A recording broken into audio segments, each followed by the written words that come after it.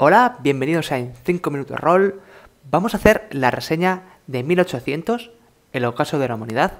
Un juego que creo que tiene un par de años, pero bueno, me lo he vuelto a leer y voy a hacer la reseña. Pero antes de nada, vamos a ver cómo es la edición física de este 1800. Dentro vídeo. Vamos a ver la edición física de 1800. Es un libro en A4, tapa dura, cosido, no sé si se apreciará en el vídeo. Esta es la contraportada. No aparece el precio, pero creo que son 50 euros. Y bueno, vamos a ver la maqueta del juego. Como podéis ver, es a doble columna. Bueno, voy a poner la página por aquí. Esta, por ejemplo. Es a doble columna. La letra es bastante grande, en un fondo claro, así como con motitas. Y bueno, tiene estas decoraciones, la maqueta en los bordes. Alguna vez veremos estos símbolos, así como demoníacos. Y este es el tipo de arte que vamos a encontrar en 1800. También vamos a encontrar este tipo de tablas y estos tipos de títulos, así en un tipo de rojo. En este juego no vamos a tener ningún tipo de problema en diferenciar los títulos dentro de los capítulos. Luego destaco también este tipo de maquetación, que es el grimorio, ¿vale? Del juego. Aquí tenemos la portada del grimorio, que está bastante chula. Y aquí es donde encontraremos los hechizos. Me gusta mucho este cambio de maqueta para diferenciar el libro normal del grimorio. Y por ejemplo, aquí tenemos el libro de director y una portada, o sea, una ilustración que está muy bien. El arte del juego está bastante chulo. Voy a enseñar un poquito el bestiario, porque mola un montonazo. Este es el tipo de bestiario que vamos a encontrar. Cada bestia en su página, con su ilustración, su ficha así de tipo de videojuego con estadísticas y su descripción. Y luego, por último, tendríamos las aventuras, que tienen este tipo de arte y maqueta, también diferenciado.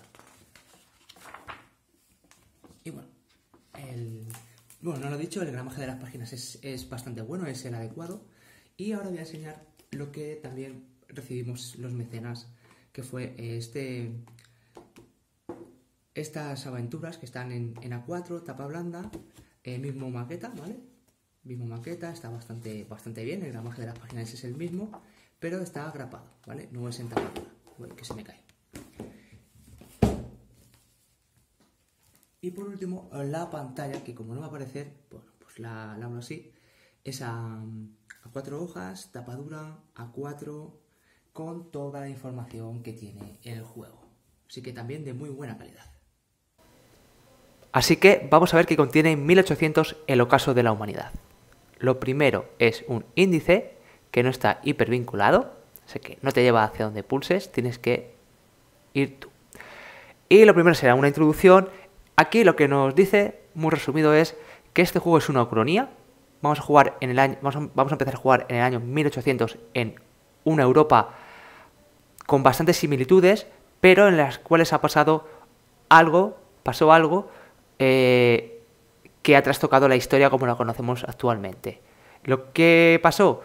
Pues que aparecieron ciertos portales por toda Europa, de donde salían demonios que atacaron a la humanidad. Entonces todo eso trastocó los planes. Por ejemplo, una de las cosas que aquí cambia es que aquí todavía en 1800 no se ha descubierto América, porque Colón sí que hizo el viaje, pero nunca se supo nada de él.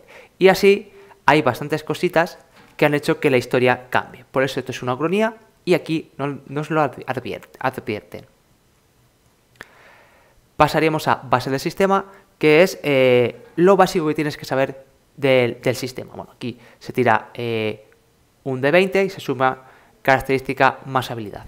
Ya he dicho que no voy a detenerme en el sistema porque no es afín a mí. Bueno, aquí lo explica perfectamente.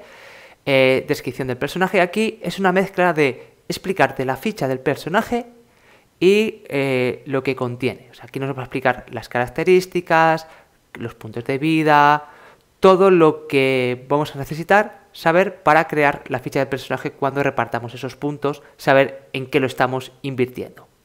Pues aquí nos va a explicar todo esto. Esto también es parte del sistema. Lo que pasa que en este libro la estructura de los capítulos es un poco diferente a lo habitual. Son capítulos muy cortos, la verdad. Y pasaremos al siguiente capítulo, que son nacionalidades. Esto es parte del trasfondo. Aquí es lo que necesitan saber los jugadores para crear su personaje en cuanto a qué nacionalidad es. Porque según la que cojan, les va a dar ciertos puntos que van a tener que repartir en la ficha de personaje. Y aquí te viene un poco, a grandes rasgos, qué significa ser albinonesa. Que puede ser si eres rusa, si eres árabe, ¿vale? No me voy a detener aquí porque luego lo voy a explicar más adelante cuando explique las diferentes naciones. Bueno, aquí podéis ver diferente arte del juego, que el arte está muy, muy chulo. Voy a pasar esto rápido. Ahí yo creo que 8 o 9 nacionalidades, igual que países. Luego lo veremos más detalladamente. Dones y maldiciones. Aquí nos explica una especie de talento que tienes que elegir cuando creas el personaje, porque aquí, salvo que tú no quieras, los personajes tienen poderes sobrenaturales, y es esto lo que te lo va a dar. Vas a elegir un don o una maldición, y según la que elijas, vas a tener ciertos talentos que van a ir subiendo de nivel. Cada don o maldición tiene 12 rangos. Cada rango, pues cuando llegues al nivel de ese rango, pues adquieres esas habilidades que te vienen aquí. Creo que aquí lo que hay son 12 dones. Por ejemplo, un don es Doctor de la Peste, Cazador de Sombras, Exaltado. Bueno, pues aquí nos vienen los diferentes dones. Llegamos al capítulo de talentos. En este capítulo nos explica los diferentes talentos que hay. Cuando creamos el personaje debemos elegir 2 y funcionan parecido a los dones. Eliges un talento, cada talento va a tener diferentes rangos. Cuando llegues a ese rango, cuando subas de nivel, pues te va a dar esas ventajas. Los talentos que hay son todos estos que aparecen en esta tabla, de aquí que selecciono. Y bueno, pues como veis, maestría con armas cuerpo a cuerpo, pues rango 1, te da sin penalizador, lo que haga, ¿vale? Casi todos los talentos están enfocados al combate, ¿vale? Vamos a pasar al siguiente capítulo, que creo que es creación de personaje. En este capítulo nos van a enseñar cómo crear un personaje con diferentes tipos de modos para repartir esos puntos en las características y en habilidades. Bueno, como he dicho, no me voy a detener mucho en el sistema. Tiene un ejemplo de creación de personaje muy útil, por cierto, muy útil, porque este juego tiene muchas cositas, muchos detalles, y la creación de personajes te va a resolver esas dudas. Combate. Es el capítulo donde nos enseña la regla de combate. Como veis, este capítulo, que no voy a decir nada más, solo que tiene 4 páginas. Bueno, 4 páginas por los dos lados, que son 8. Porque ya pasaríamos al capítulo de equipo. Como veis, en este juego la estructura de los capítulos son muy cortas y separan mucho el sistema. En vez de meterlo en un capítulo entero, lo van separando en muchos capítulos pequeñitos. Capítulo de equipo es un capítulo convencional, donde nos dan diferentes armas, sus estadísticas, pero aquí podemos ver que la tecnología del juego es mayor al 1800 que podemos conocer. Como podemos ver en este tipo de arma, que no sé si es tipo steampunk o lo que sea. Lo que sí que vamos a encontrar aquí, tecnología mucho más avanzada de lo que nosotros conocemos en el 1800 real. Capacidades y estados. Este es otro capítulo de reglas. Aquí nos va a decir, nos va a explicar el movimiento y los diferentes estados que podemos adquirir en diferentes trances del juego. Como veis, es un capítulo no muy largo, que podía haber ido siguiendo el combate, pero lo han puesto en otro sitio. La magia. Aquí nos explica el uso de la magia, ¿vale? Y los 4 tipos de magia, que pasaríamos a ser el Grimorio, que tiene una portada propia y una maquetación diferente. Y aquí nos van a explicar los 4 caminos, que son Satán, Dios, Gaiga y Loki, con sus conjuros, sus costes, su dificultad y lo que hace. Y ya pasaríamos al siguiente capítulo, que es el libro de director de juego. A partir de aquí, en teoría, los jugadores no deberían de saber nada más. Al principio no voy a hacer spoiler. Cuando vaya a hacer spoiler, lo diré, ¿vale? Porque esta primera parte no hay ningún spoiler. Creo que no pasa nada porque lo veáis. Si sois jugadores de 1800 o os está interesando el juego. Entidades de condena. La creación de personaje, nosotros tenemos que elegir una entidad de condena, que son las 4 que he dicho antes: Satán, Dios, Gaiga y Loki. Esa entidad nos va a dar ciertos dotes, ciertas habilidades especiales cuando adquiramos condena. Aquí, ¿cómo se adquiere condena? Condena es una especie de penalizador a tus acciones malvadas. Voy a decir que malvadas. Por ejemplo, matar a alguien cuando no debes, pues te va a dar puntos de condena. Y según el dios patrón que tengas, te va a dar ciertas habilidades que pueden ser buenas o malas. Esto se puede elegir. Cada jugador elige el que quiera, o el máster lo hace en secreto, al azar. También se puede hacer al azar. Bueno, pues aquí nos va a encontrar qué es lo que nos da Satán con sus tablas de condena. Pues aquí nos va a dar según lo que hagamos, y cuando adquiramos condena, pues nos va a dar estos tipos de habilidades que vienen en esta tabla y vienen explicados en todo este capítulo, que este sí que es un poquito más largo. Europa, vale, este es el capítulo de ambientación, que voy a unir este capítulo con el de nacionalidades del libro del jugador para no repetirme 2 veces y prácticamente decir lo mismo.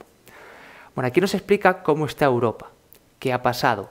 Europa se ha visto asolada por unos portales de los cuales salen demonios, están luchando contra ellos. Aparte, también existe una especie de guerra fría entre las diferentes naciones europeas que tienen las rencillas que conocemos de la historia real. Eso más o menos no ha cambiado. Y es lo que nos va contando aquí, y aquí también nos dice qué es lo que ha cambiado en cuanto a la historia, que hacen de esto una ucronía. Como he dicho antes, por ejemplo, Cristóbal Colón nunca regresó y América nunca se ha descubierto. Y ya pasa a describirnos las naciones que vamos a encontrar en Europa. La primera es Albión, que es Gran Bretaña. Bueno, son esas islas. Es de las naciones más tecnológicas, en cuanto que usan mucho la tecnología. En la revolución industrial, en esta ocasión, llegó mucho antes. Así que es un país muy tecnológico. Bueno, tiene rencillas con Galia y Germania. Hay libertad de religión, así que puedes ser de la religión que quieras. Y poca cosa más voy a resumir. En cuanto a las naciones, pues nos va a contar su historia, como veis aquí, historia, cómo se ha llegado hasta el momento actual y las ciudades más importantes y localizaciones más importantes que tenga. Suelen venir unas 10 localizaciones por nación, ¿vale? No me voy a detener en decir cada una de ellas porque sería un vídeo enorme y aburrido. Así que eso es lo que nos vamos a encontrar en cuanto a la estructura de las diferentes naciones. Luego tenemos Arabia. Es la nación más extensa, como veis en este mapa. Y durante la guerra con los demonios se ha visto aislada del resto de Europa. Son posiblemente la más atrasada tecnológicamente, pero la que mejor sabe combatirlos, porque toda la población se la adiestra al combate para que en caso de necesidad ayuden al ejército regular. Bueno, aquí la libertad religiosa prácticamente no existe, o sea, tienes que ser musulmán, si no, pues vas a tener que practicar tu religión a escondidas porque está con muchísimas restricciones. Luego tenemos Galia, que es una Francia diferente. Es un país que se sumió en una especie de guerra civil cuando su mandatario, que era Robespierre, los traicionó y se unió a los demonios. Se ha ido al norte a una fortaleza y está siendo asediado por Napoleón, que se ha hecho con el mando del país. Bueno, pues Napoleón está asediando a Robespierre y sus demonios, pero no consigue derrotarlos. Y ahí nos encontramos en una especie de país en tierra de nadie donde no se saben si ser religiosos y odiar la tecnología o adoptar la tecnología y dejar la religión a otro lado. O sea, este país se encuentra en tierra de nadie en cuanto a ese sentido. Seguimos con el siguiente, que es Germania. Un país donde la ciencia es lo primero. Lo gobierna un consejo de sabios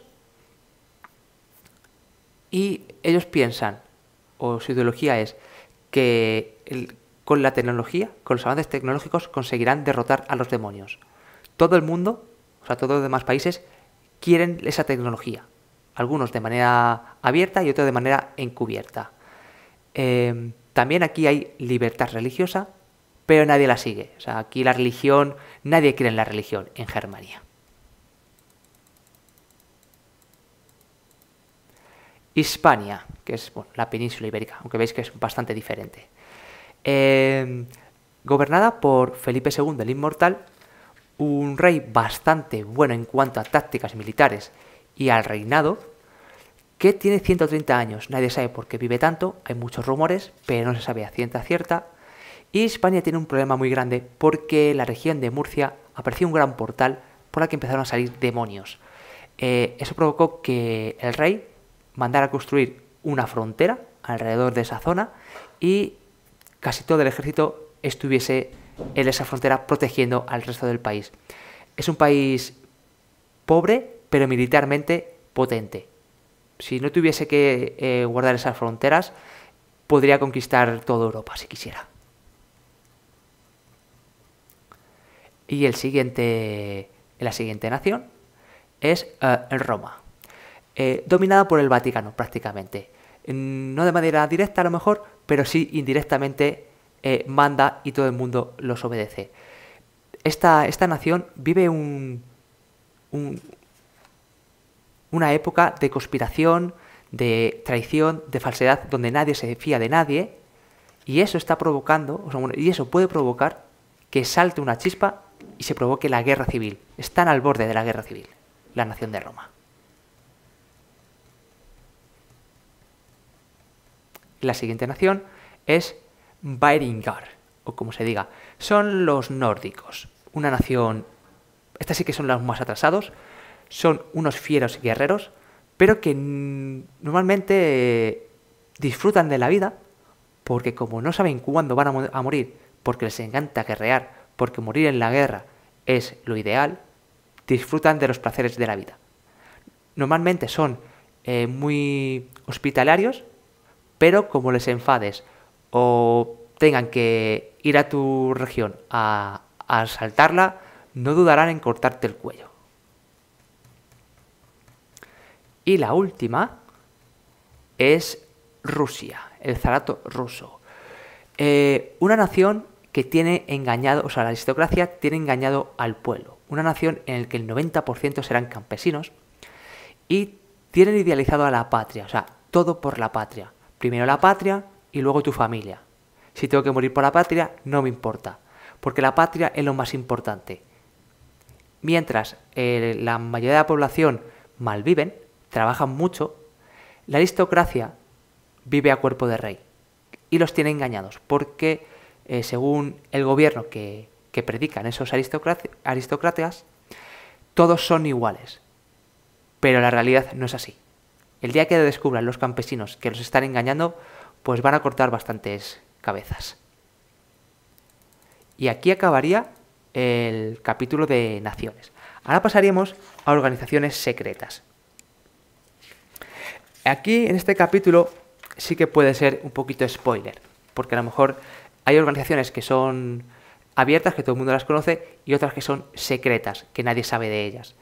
Así que bueno, no es que me vaya a meter mucho de ellas, las voy a repasar por encima para que veáis las que hay, pero a lo mejor os digo algo que va a aparecer en vuestra partida y no deberíais de saberlo. Bueno, la primera de ellas es la mano invisible. Esta organización es secreta, casi nadie sabe de ella, y esta organización se ha especializado en robar objetos y venderlos al mejor postor.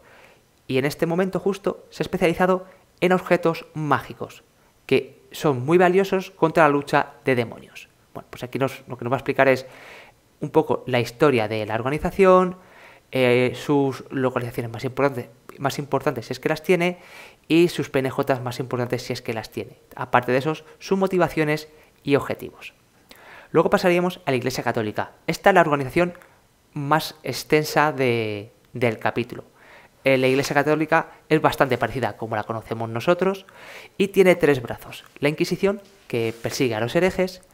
Luego tiene a la Santa Hermandad, que estos es el brazo armado, y el Santo Éxtasis, que es el brazo de espías, el logístico, el que busca información. Bueno, pues aquí, como veis, tiene bastante información, incluso una estructura de la jerarquía de la Iglesia, donde podemos encontrar diferentes nombres de los que mandan en la Iglesia. Luego tenemos los hijos de Orfeos. Esta organización no es secreta, son cazadores de monstruos, los mejores cazadores de monstruos que tú puedas pagar. Se venden al mejor postor y se encargan de tu problema. Lo único que no se sabe es dónde está su base secreta. Y otro de los secretos que tienen los hijos de Orfeo es que todos tienen poderes sobrenaturales, que es lo que les ayuda a ser tan buenos cazadores. Luego tenemos Europe Legatum Collegium, que es una escuela de espías. Está en Malta, creo, y ahí mandan todas las naciones a sus diplomáticos para que aprendan a ser los mejores espías. Así que en esta escuela pues hay puñaladas traperas, llegar a acuerdos para que luego se rompen. Bueno, aquí podemos encontrar muchísimas tramas políticas en esta escuela para diplomáticos. Luego tenemos el Colegio de Ingenieros, que estos los que promueven es el avance de la tecnología. Es su único objetivo, o sea, todo lo que hacen es por el avance de la tecnología, incluso matar. Luego, Literali, esta organización es secreta, nadie sabe que existe, y su objetivo es salvar las obras literarias. Pero no todas, sino las que cuentan la realidad. O sea, libros de historia, libros de ciencias, libros de matemáticas, todos esos libros intenta salvarlos y guardarlos. Así que cualquiera puede ser un literari y robarte un libro porque lo quieran guardar. Y aquí por fin tenemos los 8 símbolos de las 8 organizaciones, que esto me ha molado un montón porque se puede usar en partida y bueno, pones este símbolo en un libro y averiguar de quién es este símbolo o de cuál es este otro. Vale, la realidad más allá de nuestros ojos. Aquí voy a destrozar la ambientación de 1800. Así que este es el spoiler más grande. Aquí va a contar qué es lo que está pasando realmente. Así que si no queréis, si estáis jugando o vais a jugar, dejar de ver, porque aquí ya sí que os voy a destrozar toda la trama de 1800. ¿Qué pasa en 1800? ¿Por qué han salido esos portales del inframundo, de esos demonios? Bueno, lo que nos cuenta aquí es que hace muchos miles de años, antes de que los humanos viviesen, vivían otras culturas diferentes, que son, por ejemplo, la hueste del infierno y los primeros moradores. Bueno, pues entre ellos hubo una guerra, los primeros moradores se durmieron, son como razas extraterrestres, tampoco lo define muy bien, ¿vale? Esto lo deja muy en el aire para que el máster elija. Primeros moradores pueden ser como los primigenios de Chulu, ¿vale? Se durmieron y ahí están dormidos, no sabemos cuándo van a despertar. Y las huestes del infierno, lo que pasó es que fueron desterradas por un ritual al interior de la tierra, donde allí prosperaron. Crearon sus ciudades y lograron por fin crear unos portales que les permitieran salir a la superficie. Por eso han salido a la superficie a atacar a todo lo que se mueve. Y luego tenemos los moldeadores de carne, que son unas entidades muy poderosas que están en otro plano y que observan a la humanidad, llevan observándola desde que pisó la Tierra y hacen experimentos con ellos. Y uno de esos experimentos es el abismo, que es otro plano donde meten a esos experimentos que se transforman o se han transformado en una especie de serpientes gigantes que pueden devorarlo todo. Así que tenemos aquí una explicación de lo que ha pasado. De momento solo ha salido, o solo la humanidad está luchando contra las huestes del infierno, pero en cualquier momento los moldeadores de carne, el abismo y los primeros moradores pueden aparecer en escena, lo que complicaría mucho la supervivencia de la humanidad. Pues todo esto es un resumen de lo que viene aquí, más explicado de lo que yo he hecho. Y también nos explica esas 4 culturas: el infierno, los primeros moradores, el abismo y los moldeadores de carne. Nos viene aquí explicado un poco más detalladamente. Realmente aquí no nos dice cuándo van a despertar los primeros moradores, cómo abrir un portal al abismo o cómo contactar con los moldeadores de carne. ¿Vale? Eso lo deja a criterio del máster. Lo que sí que nos dice es que puede suceder si apareciesen. ¿Y quién puede tener conocimientos? Porque realmente conocimiento se puede tener de los demonios, ¿vale? De los primeros moradores se puede tener algo, pero muy leve, o sea, muy poquita gente puede tener algo saber algo de ellos. De los moldeadores de carne solo son rumores entre la gente que más sabe, y del abismo nadie tiene ni idea de que existe. Aquí acabaría este capítulo y vendría el siguiente: humanos y monstruos. Aquí nos va a enseñar cómo crear PNJs, tanto humanos como monstruos. Nos va a decir cómo crearlos y nos va a dar diferentes talentos y habilidades de esos, sobre todo para los monstruos, ¿vale? Para hacerlos diferentes a los talentos de los humanos. Veis que tenemos bastantes habilidades para los monstruos. Aparecería el bestiario, que me ha gustado bastante. Una pena que sea tan corto, o bueno, tan corto, algo corto, y espero con muchas ganas el Codex Gigas, el bestiario de 1800, que imagino que durante el año 2021 o 2021, sí, próximo año, aparecerá en escena. Lo primero que nos explica un poco es cómo manejar a los monstruos en partida, y nos aparece una página con bestias típicas: caballos, lobos, serpientes, ladrón, una mezcla de todo lo que nos podemos encontrar, ¿vale? Un guardia, un soldado. Y ahora empieza lo bueno. Aquí destaca ciertas bestias, como por ejemplo hombre lobo. Para todas ellas destaca, o sea, a una página. Cada una de ellas tiene una página de extensión.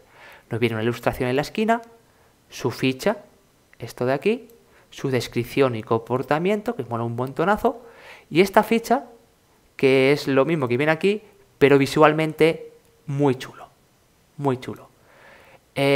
Así nos vamos a encontrar, yo creo que son 15 bestias, que es brutalísimo. Me ha encantado este bestiario. Si el Codex Gigas tiene como mínimo esta estructura, va a molar un montonazo. Y pasaríamos a Herejía en Puente Dei, que es una de las 2 aventuras que hay aquí. Esta aventura es de iniciación para nivel 1.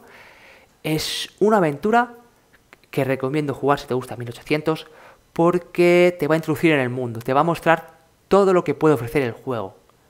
Intriga, misterio, terror, demonios, pues todo esto lo vamos a encontrar en Herejía de Puente Dei, que más o menos son unas entre 5 y 7 horas, aunque puede hacerse más corta, depende de lo que hagan los jugadores.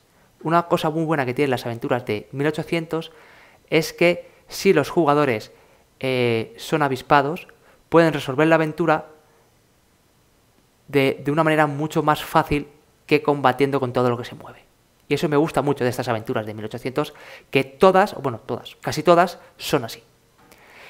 Después pasaríamos a otra aventura que hay, escrita por un mecenas, que es Crónicas de Robespierre, que es anterior, es una precuela a 1800, que aquí lo que nos explica es, bueno, la historia de Robespierre. Aquí tenemos agradecimientos de los autores, la lista de mecenas y la ficha de 1800, que personalmente no me gusta porque este tipo de fichas y de sistemas no son afines a mí, donde hay demasiadas estadísticas. Hay demasiadas estadísticas y eso me genera un estrés cuando veo la ficha con tantos huecos, tantos números, que no me termina de convencer, pero entiendo que una ficha que tiene que contener tantos números y tantas estadísticas, pues necesita este tipo de estructura que destaco que es bastante visual, diferencia las zonas bastante bien, o sea que estructuralmente está muy bien hecha, muy bien pensada, para que lo que busques lo encuentres. Y la ficha, bueno, tiene varias páginas, creo que son 4, perdón. Y esta sería la contraportada. Voy a dar mi valoración final sobre 1800. El mayor contra que veo, totalmente personal mío, ¿vale? Es que el sistema no es afín a mí. Es el mayor contra que veo. Pero no quiere decir que el sistema sea malo. Por supuesto que no digo eso. Simplemente que el sistema no es para mí. No es el sistema que yo busco como director.